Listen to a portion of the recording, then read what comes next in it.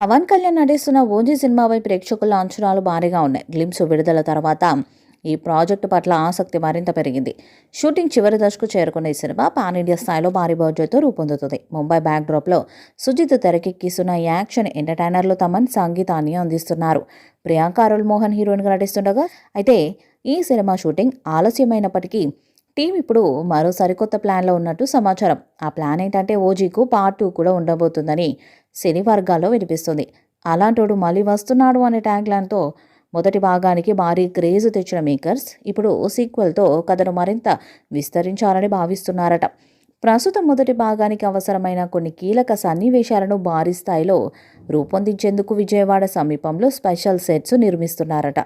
ఈ సెట్లను పార్ట్ 2 కోసం కూడా ఉపయోగించుకోనున్నారని తెలుస్తుంది. సీక్వెల్ కథనంలో మరింత మాస్ ఎలిమెంట్స్ను జోడించి పవన్ అభిమానులకు డబుల్ ట్రీట్ ఇవ్వాలనే లక్ష్యంతో టీం పనిచేస్తుంది. సినిమా విడుదలపై ప్రస్తుతానికి జూలై 2025 టార్గెట్గా ఉండగా, పవన్ తర్వాత స్కెడ్యూల్కు డేట్స్ ఇవ్వనున్నట్లు సమాచారం. టీజర్ ద్వారా వచ్చే హైప్ను ఉపయోగించుకొని మేకర్స్ సీక్వెల్ ప్రాజెక్ట్ను అధికారికంగా ప్రకటించవచ్చని కూడా చెప్తున్నారు.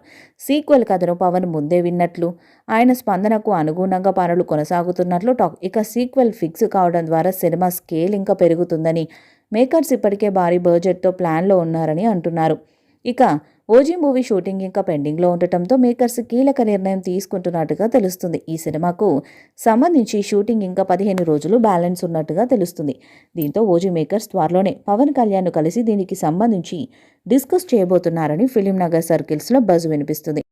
Next week OG makers Pawan కళ్యాణ్ని బ్యాలెన్స్ షూటింగ్ విషయమై కలుస్తారని, ఒకవేళ ఆయన డేట్స్ ఇస్తే గనక పవన్ కళ్యాణ్ సంక్రాంతి తర్వాతే ఓజీ సెట్లో జాయిన్ అవుతారని అంటున్నారు. సంక్రాంతి తర్వాతే ఆ 15 రోజుల షూటింగ్ పూర్తి చేస్తారని తెలుస్తుంది. ఇక అన్ని అనుకున్నట్టుగా జరిగితే ఈ సినిమాను జూలైలో రిలీజ్ చేయబోతున్నారని సమాచారం.